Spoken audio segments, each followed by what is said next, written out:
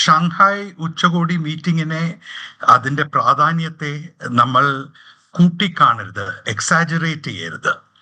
China എന്ന് പറയുന്നത് ഇന്ത്യയുടെ ഏറ്റവും വലിയ അയൽവാസിയാണ്.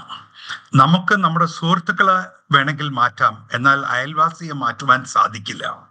നമ്മുടെ ബന്ധങ്ങൾ നല്ലതായിരുന്നാലും മോശമായിരുന്നാലും അവരുടെ ചെയ്തികൾ നമുക്ക് ഇഷ്ടപ്പെട്ടതാണെങ്കിലും നമ്മൾ എതിർക്കുന്നതാണെങ്കിലും എന്തായിരുന്നാലും നമ്മൾ ചൈനയോടൊപ്പം ജീവിച്ചേ പറ്റുള്ളൂ. അതുകൊണ്ട് ഇന്ത്യ ചൈന ബന്ധങ്ങൾ പരമാവധി നല്ല രീതിയിൽ മാനേജ് ചെയ്തെങ്കിലും മുന്നോട്ട് കൊണ്ടുപോകാനാണ് ഇന്ത്യയുടെ ശ്രമം. ഈ ഉച്ചകോടി നടക്കുന്നതും അതിൻ്റെ സൈഡ് ലൈൻസിൽ പ്രൈം മിനിസ്റ്റർ മോദിയും പ്രസിഡന്റ് ഷിയും തമ്മിലുള്ള മീറ്റിംഗ് വളരെയധികം പ്രാധാന്യം അർഹിക്കുന്നതാണ്. എന്നാൽ അത് അമേരിക്കൻ ടാരിഫ്സിനുള്ള ഒരു മറുപടിയായിട്ടല്ല, അതിന് ഇൻട്രിൻസിക് ആയിട്ട് ഗുണമുണ്ട്.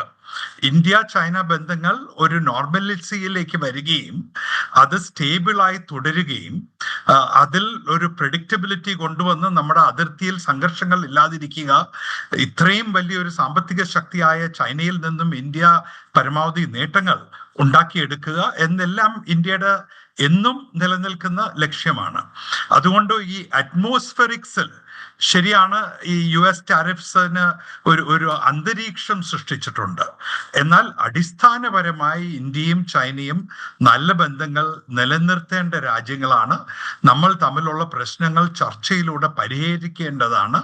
അതിനുവേണ്ടി പരമാവധി ശ്രമങ്ങൾ നമ്മൾ നടത്തണം. അമേരിക്കയോട് എന്ന പോലെ ചൈനയോടും നമ്മുടെ പോളിസി ഒന്ന് തന്നെയാണ്. നമ്മുടെ താല്പര്യങ്ങൾ എന്താണോ അതിൽ അടിയുറച്ച് നിൽക്കുക, അതിൽ വിട്ടുവീഴ്ച നടത്താതിരിക്കുക.